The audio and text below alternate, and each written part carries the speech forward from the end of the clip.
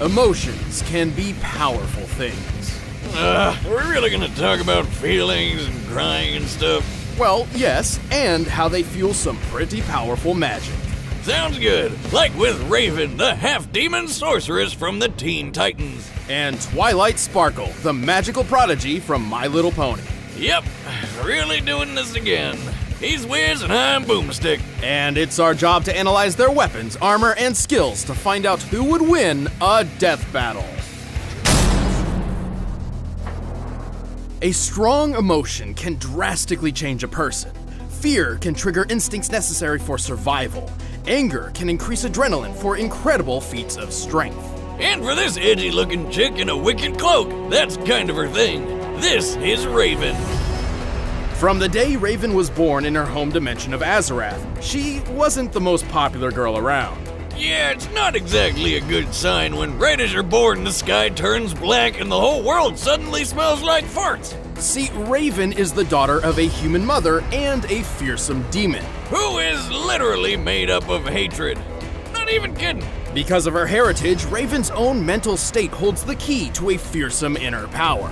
She is an empath, a mage who can sense, create, and manipulate emotions. So her powers are all about feelings and stuff?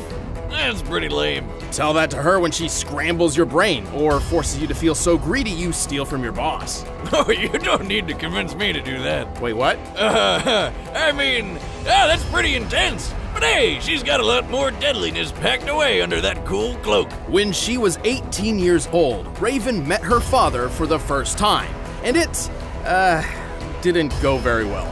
Yeah, Demon Dad shot her mom with a grandma laser. That pissed off Raven so much, she finally let loose. This shadowy figure is her soul self, an extension of her spirit and manifestation of the powers inherited from Trigon. Raven often wields it as her primary means of offense and defense, though it can function on its own.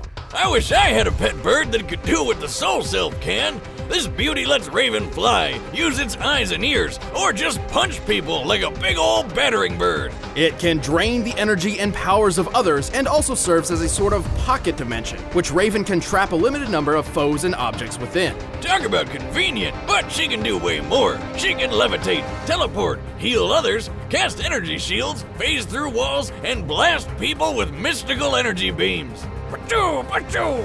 But there is one drawback. To wield her power, Raven must embrace emotion, and too much emotion risks opening her mind to Trigon's corruption. When she gives in to her darker side, her entire personality changes. What's the matter? Afraid of the dark? I surrender! Under a new persona appropriately named Dark Raven.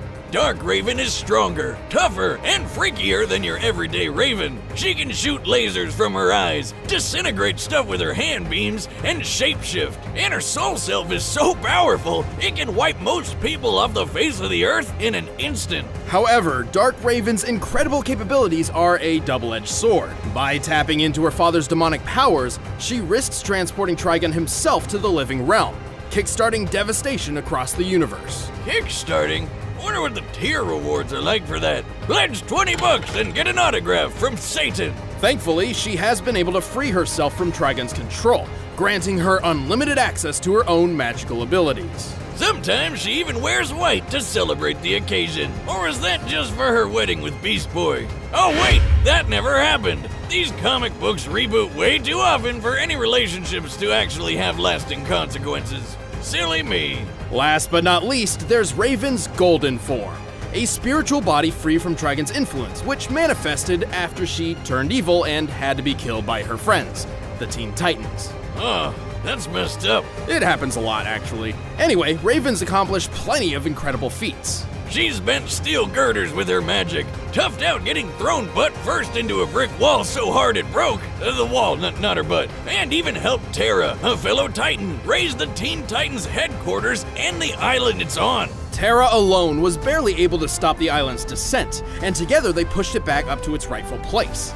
This means Raven lifted more than half of the island's weight. The Titan's Tower Island is similar in location and size to Alcatraz, which has a width of 559 yards. Assuming the most likely granite composition and accounting for a 30% hollow interior, Raven's energy output would need to be about 14 million megawatt hours. That's enough energy to power all of New York City for over 3 years. Raven's soul self can survive 30,000 feet below the surface of the ocean with no problem. That's almost 14,700 pounds per square inch, 42 times the PSI needed to crack most bones. And it's tough enough to survive laser blasts from aliens that hurt Donna Troy, who can survive moon-busting attacks. The villain Sparta's lasers could disintegrate people in an instant, which requires nearly 3 billion joules of energy.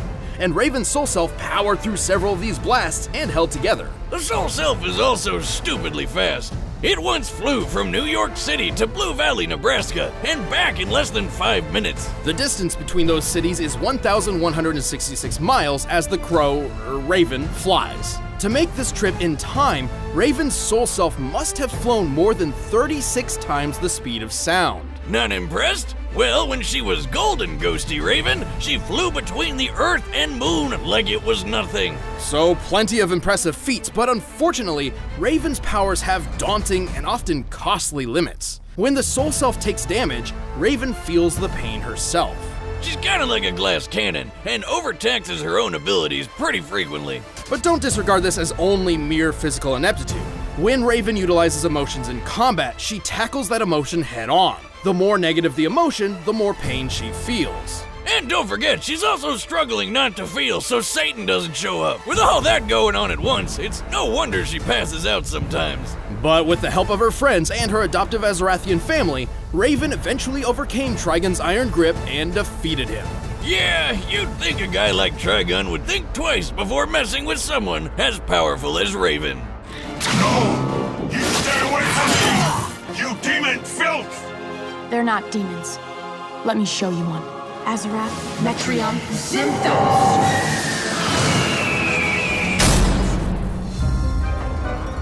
High above the peaceful Ponyville, the city of Canterlot rests among the mountaintops. There, a young filly had dreams as big as Canterlot Castle itself. Her name was Twilight Sparkle. Here we go again. I mean, we've seen a pony that breaks the sound barrier and one that breaks physics, so what crazy powerful thing can this one do, Wiz? Hold your horses, Boomstick. We're merely out of the gate. Rein it in, Wiz. Your lame puns are musting with my script. Little Twilight wanted to learn magic at Princess Celestia's School for Gifted Unicorns. After a very, eventful entrance exam, she didn't just get accepted into the school, she became Celestia's protege. Which is kind of a big deal, since Celestia is pretty much pony god of the sun. Not only that, Twilight also earned her cutie mark. Oh, I remember those. It's that magical tramp stamp a pony gets when they grow up. Close enough. Twilight's cutie mark symbolized her life's calling, specifically her destiny in mastering the art of magic. This peppy purple pony wasted no time and hit the books to practice hard. By the time she was an adult, she'd read her entire collection of 20,000 books. What a nerd. Boomstick, have you ever read a book before? Do gun manuals count? Sure, why not? Oh, there we go. Twilight learned all sorts of powerful and useful magic. She knows so many spells it would take well over an hour to describe them all. Her memory is so crystal clear, she can recall a complex spell after a mere glance. But here's some highlights. She can move stuff with her mind, shoot concussive energy blasts, raise magic shields, and rapid-fire teleport. She can manipulate gravity, ignite things on fire, freeze others in place, walk on clouds, and even mastered the transfiguration spell. As a filly, she turned her own parents into plants. Talk about weird. She's even transformed a single apple into a nest of bird eggs, which, hatched somehow. She has great life. Yeah. But Twilight's magic doesn't just stem from her vast knowledge of spells and history. In the world of My Little Pony, magic is drawn from and controlled by a unicorn's emotions. Oh, here comes the touchy-feely stuff. The stronger a unicorn feels about something or someone, the stronger their magic becomes. Well, I've always found magic is tied to my emotions. Whatever I'm feeling fuels whatever I'm doing. And the stronger I'm feeling, the stronger the magic. Across Equestria, Twilight Sparkle is one of the few ponies to master the most powerful magic of all. The magic of friendship. Okay, Wiz, I know a metaphor when I see it. Isn't a night out with the girls so magical? Oh, no, that's not it at all. In truth, friendship is the only weapon powerful enough to defeat Equestria's most dangerous enemies. What? They weaponized friendship? Awesome! Hey, Wiz, you're my best buddy. You're friends forever. Come here, give me a hug. Where are the friendship lasers? Get off me. Oh yeah, upside. I slipped. Twilight's friendship magic is at its most powerful when focused through the elements of harmony. When used together, these ancient artifacts are a near unstoppable force, even capable of overpowering the villain Tyrek after he stole Twilight's powers, along with the rest of Equestria's. Twilight's crown with her personal element contains a powerful magic in its own right, enough to literally change the fabric of reality in another dimension with its mere presence. And of course, we gotta talk about those wings of hers. She was born a unicorn, but after completing an ancient spell about, what else? Friendship, she transformed into an alicorn.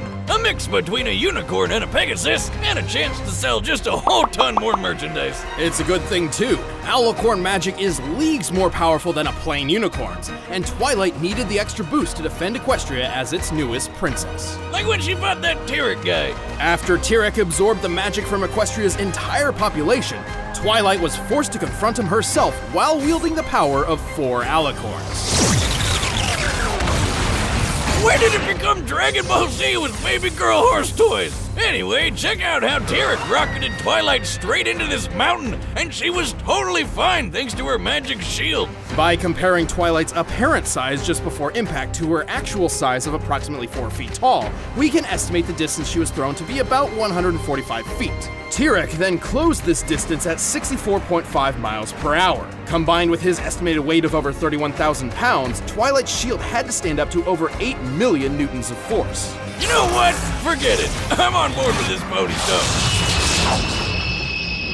Twilight is tough enough to survive bombardment by anvils and pianos, fast enough to fly over 300 miles per hour without using any spells, and even strong enough to lift and carry a rock weighing 4.5 tons. Her telekinesis is strong enough to lift a 340-ton bear and even uproot this giant flower tree thing. And with the other alicorn's magic, she can move the sun and the moon. Okay, yeah, friendship power's way better than expected. However, if Twilight has one glaring weakness, it's her unwavering neurosis. Oh, you mean how she's obsessed over staying organized, and if one small thing goes wrong, she totally loses it? Yes, she has a, well, difficult time dealing with unexpected stress. More often than not, she even makes bad situations worse before starting to fix them. But hey, when push comes to shove, Twilight Sparkle pulls her weight and more. You have no magic! You're wrong, Tyrek. I may have given you my alicorn magic, but I carry within me the most powerful magic of all, the magic of friendship. All right, the combatants are set. Let's end this debate once and for all. It's time for a death battle!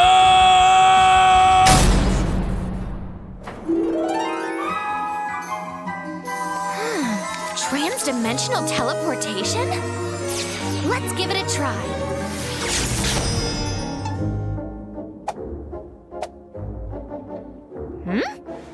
You saw nothing.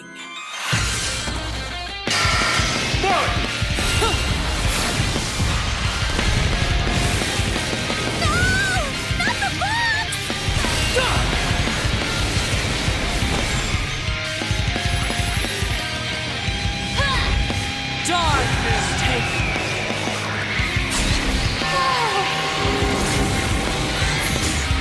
Oh no, not again!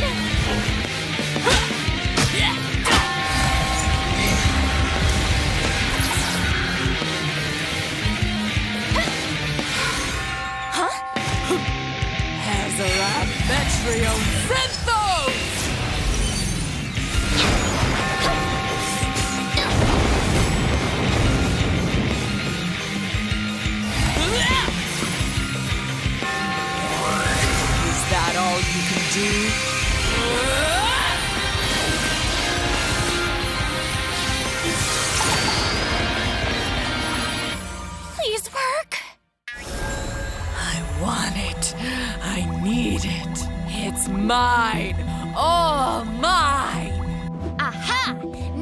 got you right where I want you!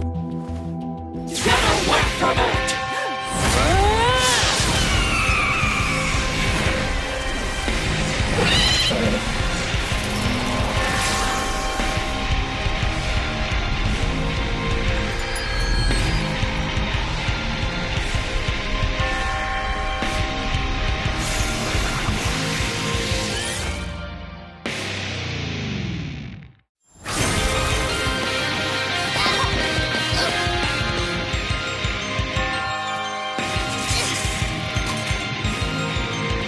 Sorry to soil your fun!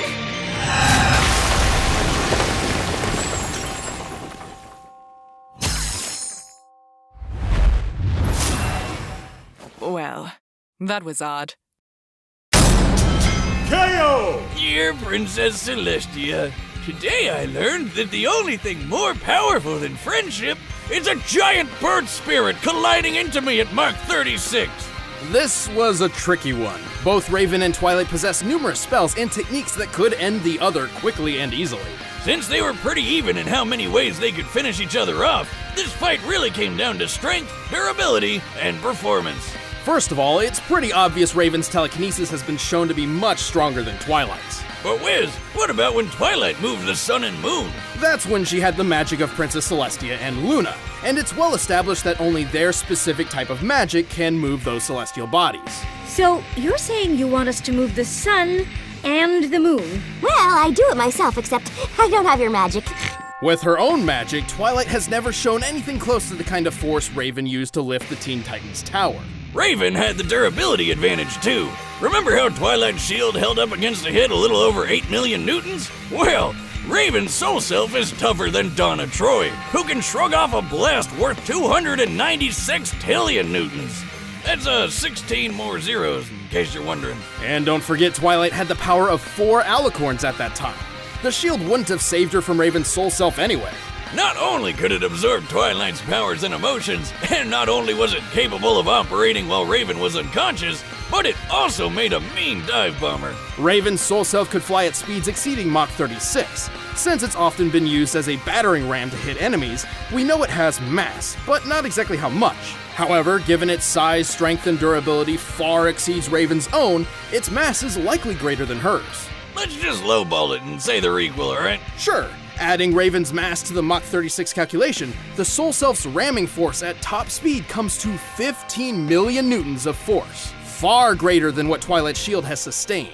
Ain't no pony walking away from that. Plus, Twilight's positive attitude meant Raven didn't have to even worry about pain when using her emotions against her. While they may have matched each other in spells and skill, Raven's more powerful traits and exceptional Soul Self earned her a hard-fought victory. Yep, Raven really ponied up for this one. The winner is Raven. Thanks for watching, guys. If you want to see commentary on this episode, just click that little box over there and start a first membership trial. And if you want the battle music for yourself, you can click the link in the description below and get it off iTunes. See you in the next one.